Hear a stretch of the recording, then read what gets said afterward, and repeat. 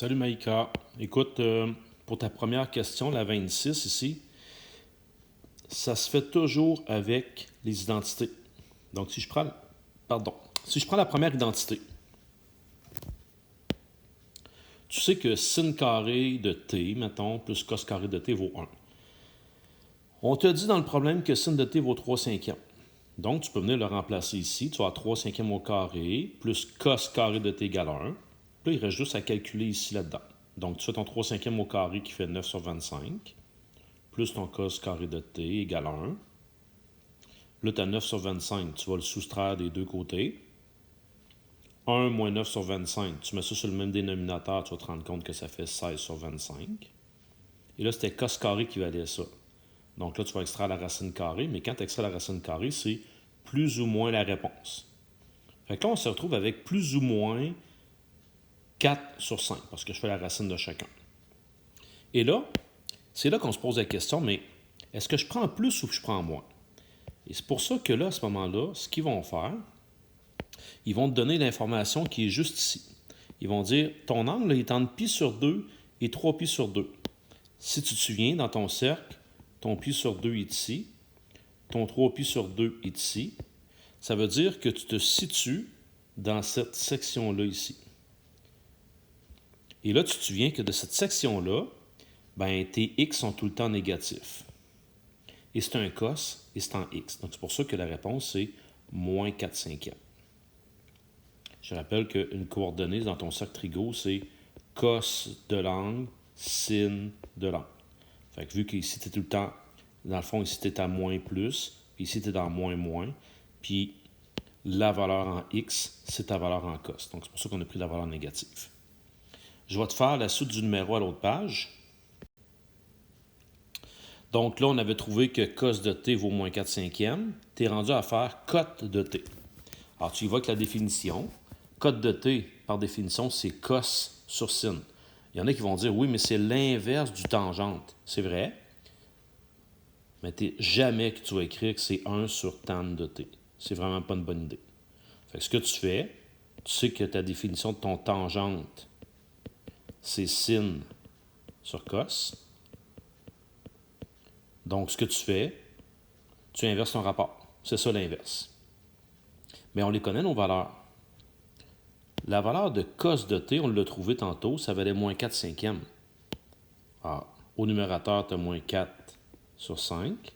Sur le sin de t, on te le donnait, c'était 3 cinquièmes. Quand tu observes ça, tu te rends compte qu'au numérateur et au dénominateur, les deux sont sur 5. Donc, ta réponse, moins 4 tiers pour le cotangente. Numéro 27. On te demande de donner la valeur de sécante de t et on te donne la valeur de tangente. Là, tu fouilles dans tes identités. Ce qui met en lien la sécante puis la tangente, c'est l'identité suivante. C'est L. Tan carré plus 1 égale sec carré. Donc, vu qu'ils sont en relation, ben, tu vas pouvoir trouver ta sécante.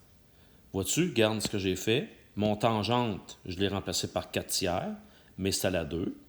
Plus 1 égale 50 carré. Puis là, ben, je vais poursuivre mon travail. 4 tiers au carré, ça fait 16 sur 9 plus 1 égale 50 carré.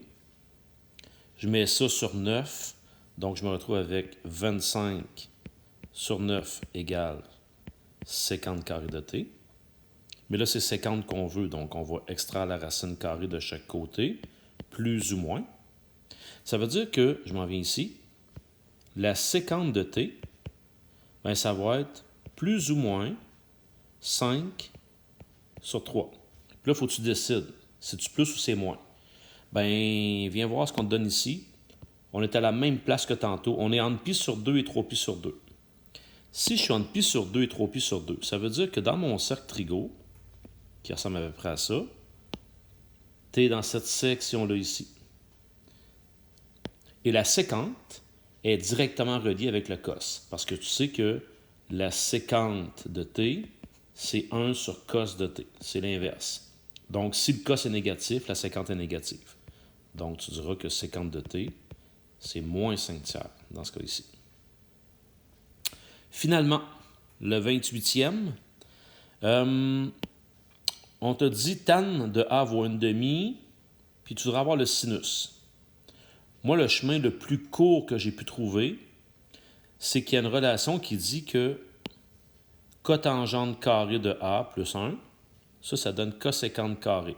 Là, tu pourrais dire, oui, mais ça ne marche pas parce que cotangente, c'est pas le tangente, puis coséquente, c'est pas le sinus, mais derrière tout ça, on a nos équivalences. Parce que le cotangente, c'est l'inverse du tangente, puis même chose pour le coséquente, c'est l'inverse du sinus.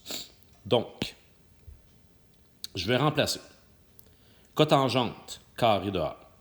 Je vais prendre le tangente. Pardon. Je vais prendre le tangente puis je vais l'inverser. Donc, ça va faire 2 sur 1. Ça, c'est mon tangente inversée qui était juste ici. Puis, je vais le mettre au carré. Plus 1. Ça va me donner la coséquente carré de A. Bon, bien, 2 au carré, ça fait 4. Plus 1, ça fait 5. 5 me donne la coséquente carré de A. Ça veut dire que si j'extrais la racine carrée, donc plus ou moins racine de 5, ça me donne la coséquente de A. Là, on se pose encore la question, est-ce qu'on garde le plus, est-ce qu'on garde le moins? Je vais me servir de ce qu'on me donne ici. L'angle est entre pi et 2pi. Encore une fois, sur ton cercle trigo, que je viens faire ici,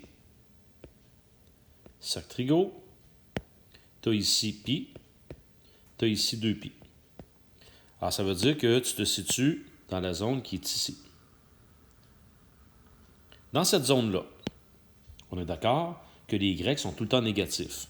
Pourquoi je me pose la question par rapport au y? C'est que le sinus ou le coséquente, les deux, c'est en rapport avec y. Donc, c'est sûr que ça va être négatif ici.